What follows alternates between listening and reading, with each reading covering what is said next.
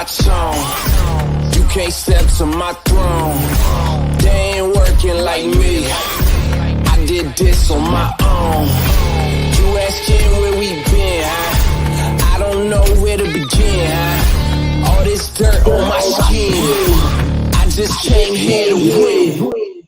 Hey, how's it going? It's Larry Streeter, CEO of Campus Media, and I'm the Accomplishment Junkie.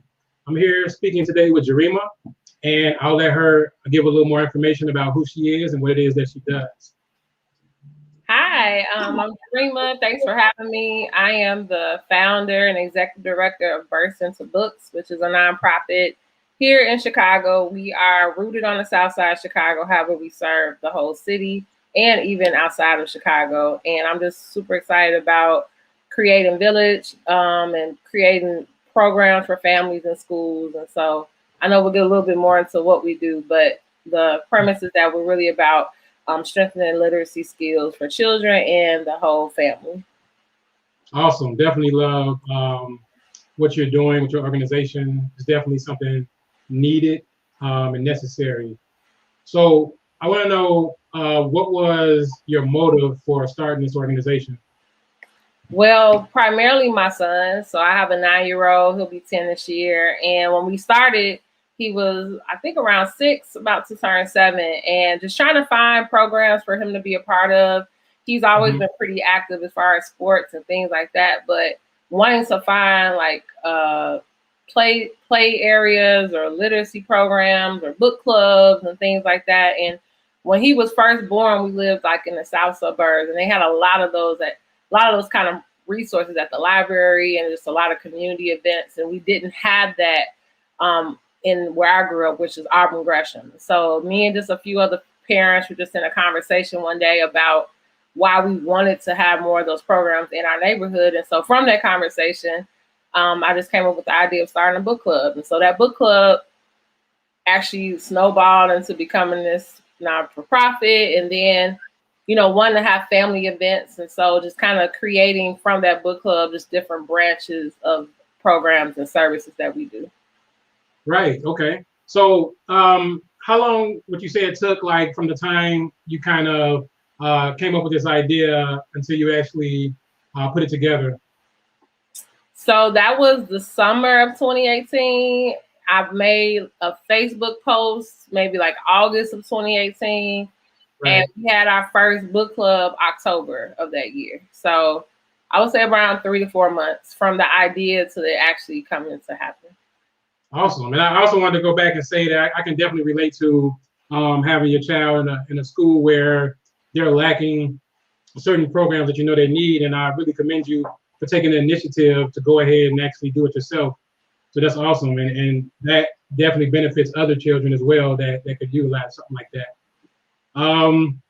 So what were the steps needed to legitimize your organization so you were able to kind of function as this non-for-profit organization? Is it a non-for-profit organization? Mm-hmm. Yep, it's a non-for-profit. Awesome. Yeah. Right.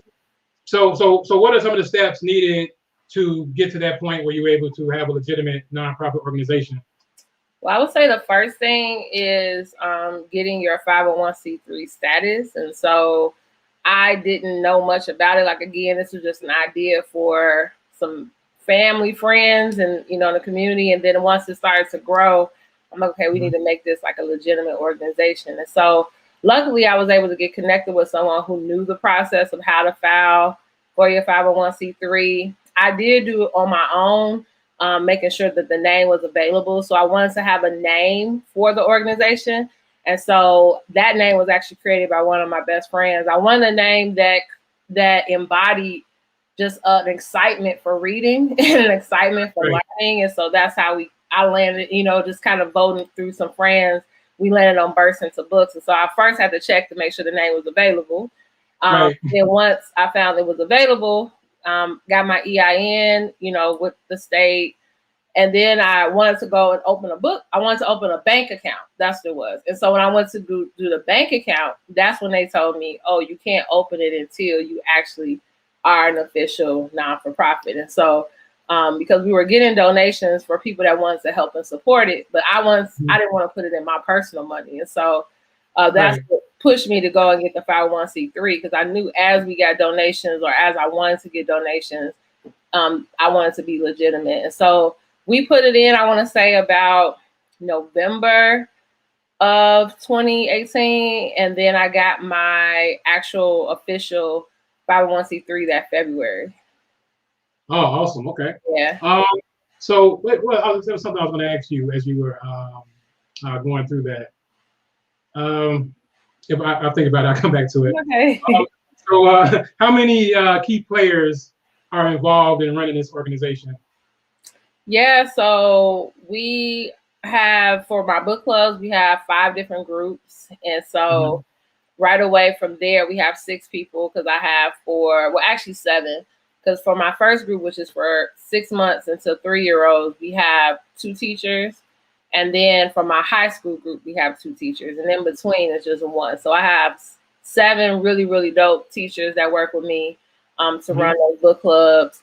And then I have currently a assistant who helps me as far as like with emails and bookings and things like that. And let me not get it twisted. All this is very new as far as like an assistant and social media, because when you first start, I'm everything. So just as over time, you start getting to a point where I'm not going to be working as efficient if I don't get someone else involved. And so once I got to that point, that's when I started adding additional folks. So we always started with the book club teachers, but then I needed an assistant to help me with organization. And then November of last year, we hired a social media manager. So he helps me with staying consistent with posting the things that we do. So that was, I would say, those are like my main key players. I do have a teaching artist, because we started to do after school programming. So she's one of my after school teachers. And then outside of that, a lot of it is volunteers. Okay. So I did remember that what I wanted to bring up. You mentioned how you wanted to ensure that your name wasn't taken. And I know, a lot of people sometimes don't think about that when starting a brand, ensuring, just doing a simple maybe Google search to see if that name already exists before you begin to start promoting and growing that brand. So that's a good point that you made. So what are some of the what keeps you motivated to continue your mission? I'm gonna say outside of the fact that this is something that benefits your child, and what is it that keeps you motivated to keep doing this? Really, I just have a passion for like revitalizing a lot of the neighborhoods on the South Side, because for instance, we just got a building last year in Roseland, and I went to high school at Morgan Park. And so a lot of my high school years was on the far South Side. So just being in that area, in Morgan Park area. And so just remembering what it was like 20 years ago to now is just such night and day. And so when I see that, I'm like, I remember it in its heyday. I remember it being the place to hang and what to do. And then to go there now, and there's so many vacancies, and there's been so many different things that's happened over there. I just believe in imagining remembering what I saw, but also creating something even greater. And so I believe that we can't complain about the things in our neighborhood. Even in my, my home neighborhood of Auburn Gresham, people complain a lot about the violence, about all the different things, but I really question, like, what's your investment in changing it? Like, what are you doing? What are you involved in, whether small or big? You don't have to have a nonprofit. It could just be simply creating a safe space for kids to come play at your house. Just whatever you're doing to try to help that situation. And so I think that's what motivates me, that I want to see these neighborhoods that I remember. Even my childhood, just having really great memories, and I want to have other kids that have those same things. And then I feel like a lot of times when you have access and connections to things, it's not just for you, it's for others. And so I believe that God has blessed me to know a lot of different folks just through school and just through different, connections and doing work. It's like, man, this person is giving away these resources. I know it can help families. Let me connect them to the families, So I think we don't know these connections just for our benefit. It's more so for us to really invest in the things that we're connected to. Correct. Okay. So what is some of the most inspiring feedback you received since you started this? I would say really how like kids who originally maybe didn't love to read are now starting to find like that thing that they connect to. Even if it's something as small as, man, he was so shy, now he has more confidence, you know, because I think that a lot of times it's not so much about teaching a child how to read, but as much as them like creating their tribe, their friends, you know. So a lot of the kids, they come, yes, because they may enjoy the books, but they really they built relationships. And so just being able to create, you know, relationships amongst the children. Also, right. I think one of the biggest compliments I've had is just how they really know that the work we do is centered around the community that we serve. Like everything we do is representative of the people that I work for. So the kids see themselves in the books that they read, the families. I mean, all the family events are centered around us. You know what I mean? Just I really want us to just celebrate like our dopeness. I think a lot of times we can focus too much on negativity, and we're like, man, we are just we're such a brilliant people, you know. And so just trying to have more organizations and other programs that celebrate that. And so I think a lot of times that's a compliment I get, like, man, you know, thank you. This is so much fun. And that it was something in their neighborhood that they were able to do, you know? Right. Mm-hmm. So what are some of those events that you're doing, like some of the family events? And then, you know, what's your how do you, like, you're doing like the family events, like what is the purpose of the family events instead of just having programs for the kids? Why do you believe it's important to have these family events as well? Well, I think when we try to support children, we got to support everyone who has a touch point with that child. So if, you know, I'm a teacher by trade, so a lot of times I know that the best way for something to be reinforced is if I give their parents the tools as well, right? So I can't, you know, expect them to ace this test if the kids' parents don't even know what's on the test. So just being able to give parents, like, you know, power and tools as well to be able to be involved. I also think that the neighborhood that they're connected to is important, because again, when they walk out of your space, what are the other influences and conversations they're having, you know? And so as much as you have people on board of what you're doing, you know, if a kid sees, man, I'm being told to do this at book club, at home, my mama's doing this with me. Oh, this program is also a part of our after school program at school. Maybe this is something important. Maybe this is something that is really for me, you know? So I think it's just important to be able to have a child to see that everyone is really rallying around them. But then I think also for parents, a lot of times, a lot of the programs that are for kids do not think about parents. And so I'm really big about parent workshops and giving parents the empowerment they need, because if you are a better person yourself, you in turn are going to be a better parent, you know? So we've had lately some workshops about like mental health strategies for parents. And even when it comes to reading, you know, different strategies about, you know, how it can even help them as an adult reader. Those kind of things, if you're put into practice, then it makes sense on how you can help your child to put into practice. And so I'm just really big about, I can't expect this child to do something if I haven't really empowered everything around them to be a support to them as well. Okay. What do you think it is? You mentioned how, you know, there's kids that come and they don't like reading, but then they become enthusiastic about it. What do you think makes that happen? What do you think gets the kids more excited about reading and actually enjoying it? I think them just having a new relationship with reading. A lot of times when kids start later in life, their introduction to reading was homework. You know what I mean? Like, it looks like another assignment I have to do. And so a lot of times, you know, when people ask like, wow, you have a book club that starts with 6 months. I'm like, yeah, because I think about even my own son, his introduction to reading wasn't in school. Like, he was reading at home. We were going to, you know, the libraries. And so it just was a part of what he did. So when he got to school, it was like, oh, we read here too. You know, like for him, it wasn't like when I read, that means homework. When a lot of kids, if they're getting a book by like, say, 3rd grade, middle school, and you're trying to put them like in a book club, it seems like another academic setting. And so a lot of times that's a barrier we work with the older kids. But then when they start realizing that this space is really for them, the activities that we do is centered for them, even the things they have interest in are the types of books that we choose. just introduce them to different things. And it's like, oh, this is a cool space to come to. But I think a lot of times kids aren't excited about reading because reading is either looked at as a punishment or a homework assignment. It's not something I do for enjoyment or to learn outside of my environment, you know? Yeah, that makes a lot of sense. So, I know, being an entrepreneur and kind of trying to take initiative on your own to make things happen can sometimes get a little stressful, and there's a lot of obstacles you may face to make it happen. What are some of those obstacles you face, and how did you overcome them? I think time. I think the biggest thing for an entrepreneur is just having enough time. And then for me, I, working full time because I'm a teacher, full-time parent.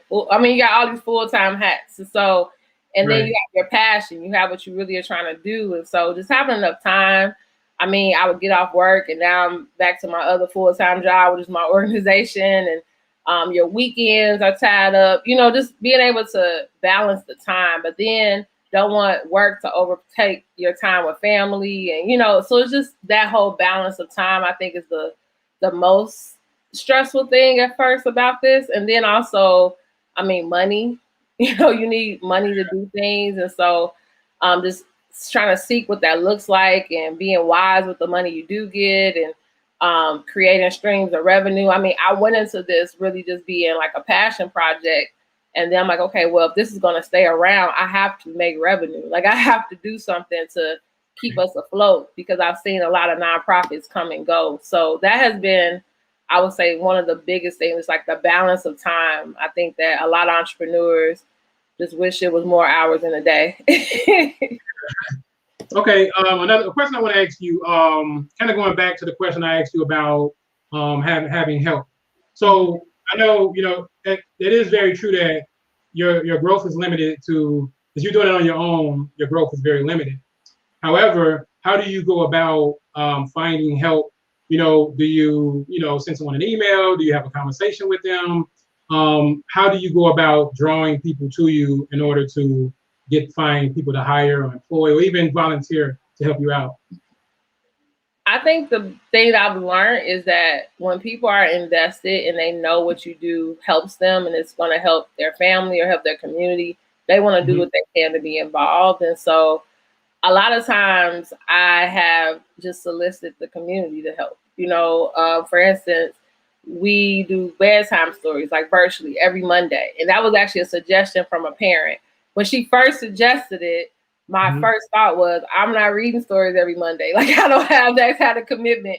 But then then I started thinking like, wow, but what if I got families to be involved? Like maybe you could sign up to read or anybody else could sign up to read just because, it has to happen doesn't mean it has to happen to me, and so that in itself has taken its own life. And literally every Monday we have authors. I mean, I talk about, I work with all these different independent authors. This is the way for them to get their workout. This is the way for families to commute, so just being able to pull your people involved. I mean, they have a deeper investment in what you do. So like pulling in people that are involved with the organization has helped. I think also someone gave me some wise advice because I was like, how do you even build a team? They're like, well, look at who's already invested in you. Like if you just kind of sit back and think about it, who, when you say you're going to do something, they're like, let me know if you need anything, you know what I mean? Or who like, I can't do this, but I can connect you with this. And so I just started to kind of sit back and watch who are the people around me who were really invested and how can I look at their strengths and be able to ask them first, like, do you want to be involved? And then once they say yes, just really utilizing them at the best that they can. So that has been the biggest thing. I think just looking at who's already around you. Sometimes you do have to search outside of your circle, but especially in the beginning, you want people connected to your work who believe in what you're doing, Yes, I understand that. I've made mistakes like that as well in the past. And choosing who helps me or who I work with, because if you attempt to chase people and like, hey, and they're not responding to you, you're like, hey, are you gonna do this? It's like it never pans out. It becomes more work than it's worth, and it's always best. There's always going to be people that believe in what you're doing and is going to continue to support.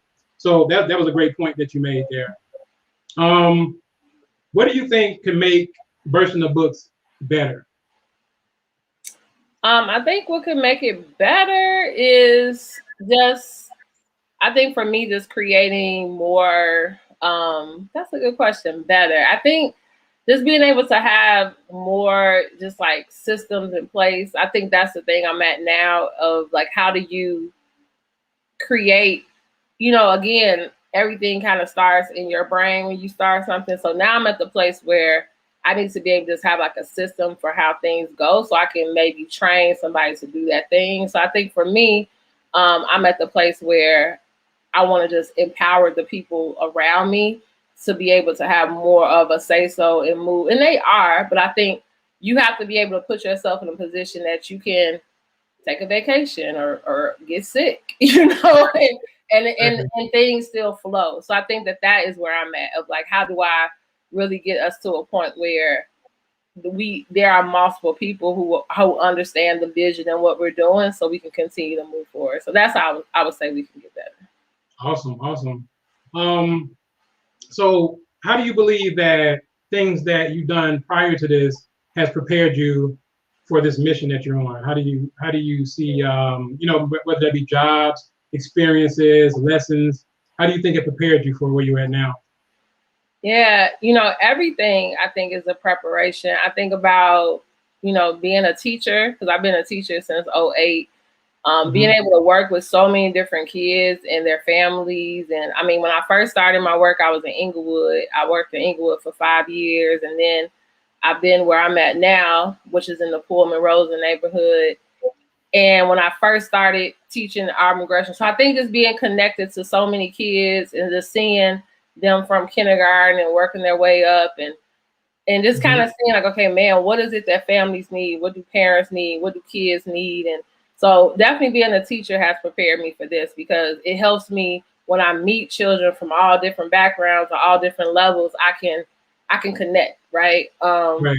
I think being a parent, it helps me because I understand that there is life. And so whenever there's things that happen or, if something happens, like for instance, for our tutoring program, really last year, a lot of parents and families struggled financially. Like no one knew we were going to be in a pandemic. No one, understood those different challenges. And so when I had parents who really wanted to have their kids a part of it, but they didn't necessarily maybe not have the money, I understood that because I'm like, I'm a parent. I all of a sudden now have to do this thing for my son too. And so we started to do more fundraising so we can still provide programming at a lower cost, if not free for families, right? Because I understood as a parent, I'm not just running an organization, but I understand life happens. And so I think prior jobs, being able to be in a space where I, on the employee side, maybe didn't necessarily feel like I was treated the best. And then I understand, having relationships with the people that you lead matters. Being able to really empower people, like wanting people to move up, not keep them in a position because you're threatened by it. I've experienced all those kind of things in the workforce. And so being now an owner and having people that work for me, I always want the people that I work with to feel like I got their back, and that, they can come to me and, you could get sick and I get it. You don't have to be worried. Like we can get it done tomorrow. You know what I mean? So, I think that all these different experiences being on the receiving end of certain things, but also being on the giving side kind of prepares you in a space where you're working with families and communities, So yeah, and I think you made some really good points there, especially going into any business endeavor, being confident in who you are and what your value is, and not being threatened by anyone, and basically hurting yourself by pushing people away who you feel are somehow you're threatened by somehow. And also, I think the reason that you have success is because you went into this, you saw a problem and you said, here's the solution. And you're constantly problem solving as you go. And it's always, and I think that's likely another one of the driving forces that keeps you going. And that's a beautiful thing. How do you believe that, I'm sorry, what do you think that your ambition came from? Like think way back, when you was a child and you were being raised, did your parents allow you, the ability to make your own choices more often? What do you think this ambition to achieve these things, these great things that you're achieving came from? I think that a huge part of that is my parents, for me and my brother, were really big about us experiencing life.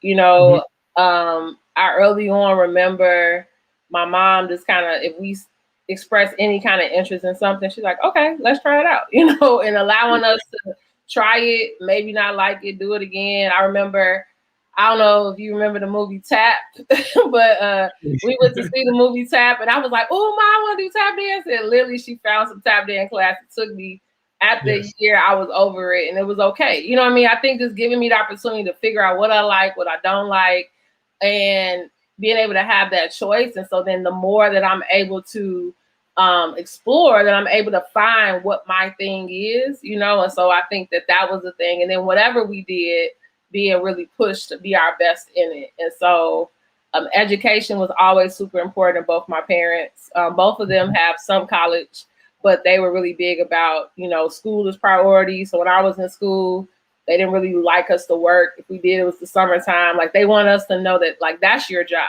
You know what I mean? And so I think all of those types of things pushed me to know, like, this really matters. This is important. And I think my parents knew what opportunities it could open up for us. And my mom is an entrepreneur. My dad has done stuff as well. They both work at the post office, but they also had always sad things, you know? So I think seeing that as well, like my mom was at the post office, then she'll do hair at night. You know, my dad was a barber, you know? So just being able to see that I can be all things. I don't have to just pick one career. Like, I can do this, but then also I can do this as well. And so I think that has helped me to kind of dibble and dabble, and then now I can put the things together in a way that makes me happy, you know? Yeah, I'm not surprised at all. I definitely want to ask you that question, because most of the time when I speak with other entrepreneurs, they have a similar story. Me as well. My mom always, you know, whatever it is I wanted to do, she would make sure that I had what I needed. Like, I wanted to draw, she would get me drawing pads, take me to the art store, or I was interested in basketball, she put me in basketball camp. So, you know, I think it's very important for parents to understand that to never, like, even if you think that your child won't pursue this, you know, and you think that they're young and they have plenty of opportunity to try that out instead of waiting until they're older and trying these things and wasting time. So I think that's a very good thing that your parents did for you. And that's definitely something that I think nurtures ambition to do whatever it is you want to do. Because I think it's important for us as parents to know that might not be what they do long term, but they're going to get what they were supposed to get out of that experience.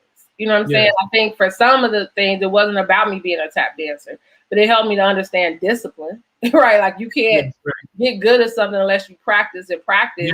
Even though I didn't practice tap, when I got to other things, it's like, okay, well, I remember in order to be good, you have to do this thing. So I think sometimes we focus too much on, like, they always bouncing around, they always got different ideas, but those experiences, you're going to get what you're supposed to get out of those experiences. Yes. Now, definitely, you know, that's one of the things I tell my daughter. You know, I remember she came to me, she actually wanted to draw, and she wanted me to teach her how to draw. And I said, well, I haven't drawn in a long time. I don't know how to draw. I can't teach you, but if you practice, I promise you, you're going to get good at it. So this was years ago, and now she's really good at it. And now she knows that whatever she puts her mind to, if she gives it some time and focus on it, that she can be good at it. So that's a great, I'm happy you said that. So, you know, what is something that people watching can do to help with your initiative? Yeah, so there's, you know, of course, the opportunity to volunteer. So we are currently in a space where we are, you know, getting ready for the renovation of our building, and we always are looking for ways to pack up things, you know, like get things in order. If you would love to volunteer at any of the events like we have coming up. Actually, we just got a permit last week, so I'm excited. We're going to kick off a farmer's market in Roseland at our building. And so every Sunday, starting July 11th, we're going to have a farmer's market. So if you want to volunteer, be a part of that, help in any way, you definitely can. We always are looking for volunteer readers to read online, like for our story time. So just a bunch of different ways you can volunteer. We also are always taking book donations. So if you have any books you want to donate, Again, the books are used towards the families that we serve. We take new and gently used.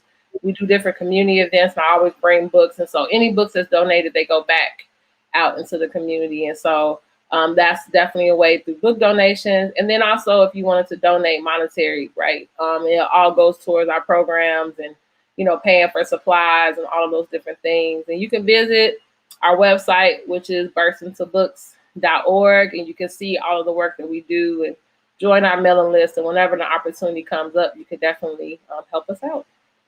Awesome. That's great. And also, you know, I have these shirts, and last year we helped Burst Into Books raise some money for the organization. I really believe in what Jurema is doing.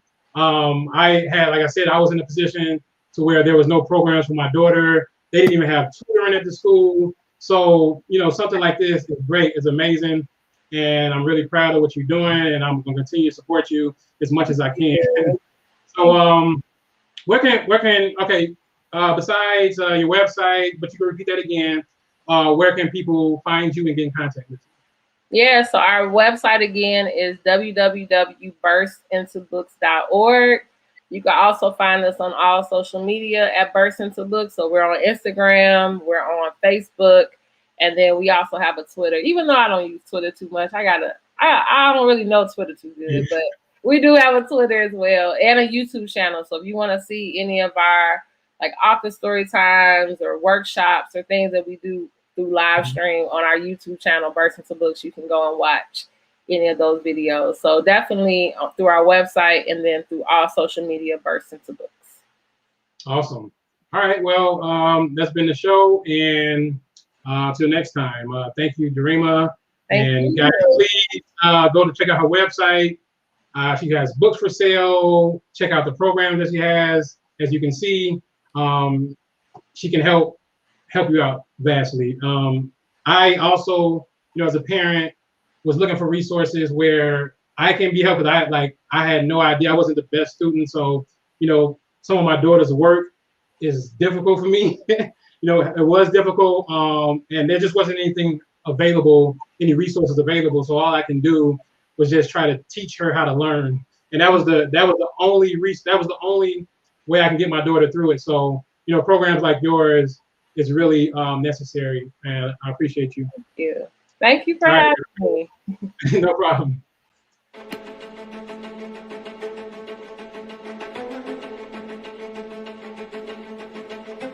Thank